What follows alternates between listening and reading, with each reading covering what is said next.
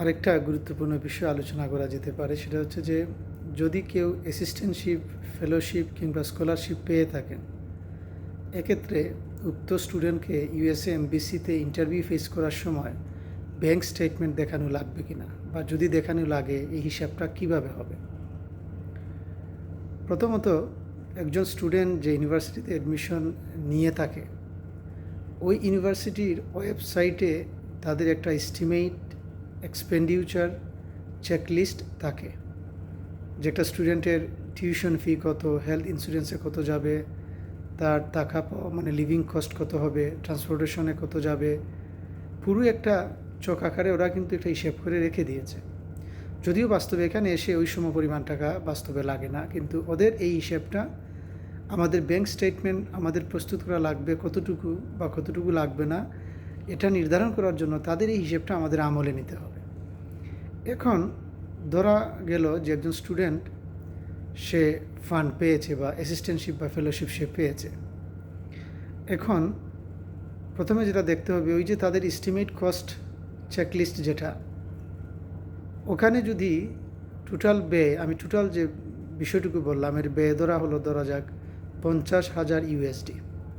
এখন যে student assistantship বা ফেলোশিপ পেল, এখন তাকেও কিন্তু যারা এই ফান্ড দিয়েছে তারা টোটাল বৃত্তান্ত দিবে যে কী কী অ্যাডভান্টেজ ওই স্টুডেন্টকে তারা দিবে, টিউশন ফি, হেলথ ইন্স্যুরেন্স বা স্টাইপেন্ড কত দিবে না দিবে, টোটাল একটা বৃত্তান্ত কিন্তু দেয়া থাকে।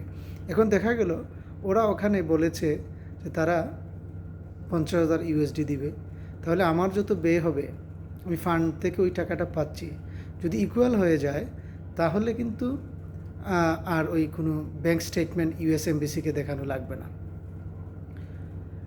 কখন দেখানো লাগবে? যদি এমন হয় যে আমার টোটাল টেন্টেটিভ এক্সপেন্ডিচার হচ্ছে $50,000, কিন্তু আমি অ্যাসিস্ট্যান্টশিপ বা ফেলোশিপের জন্য আমি পেয়েছি $45,000, তাহলে $5,000 এখানে ঘাটতি আছে। ওই ঘাটতি অংশটুকুই শুধু আমি 6 মান্থের ব্যাংক স্টেটমেন্ট এবং সলভেন্সি সার্টিফিকেট দেখাবো।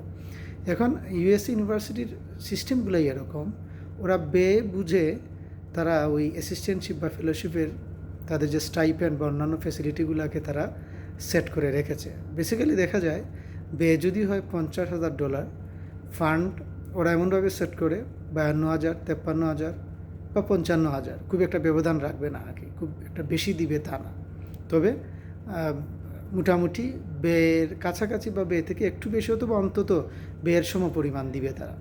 তার মানে দাঁড়াচ্ছে যে ওই ক্ষেত্রে আর ব্যাংক স্টেটমেন্ট দেখানো লাগছে না।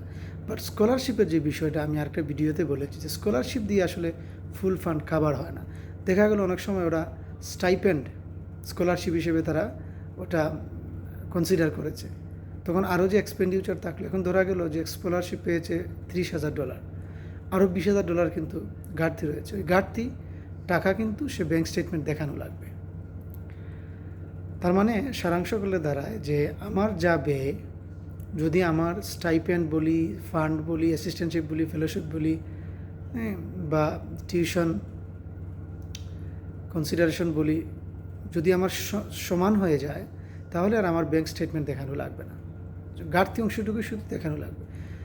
যারা বিশেষ করে ডিপেন্ডেন্ট নিয়ে আসতে চান তাদের ক্ষেত্রে ফান্ড কিছু অ্যাড করা লাগবে, সেলফ ফান্ড। যেমন একজন ডিপেন্ডেন্ট অ্যাড হলে 5,000 ইউএসডি এডিশনাল দেখাতে হবে, দুজন হলে 5 দুগুণা 10, এভাবে সংখ্যা বাড়লে 5 অ্যাড হবে আর কি।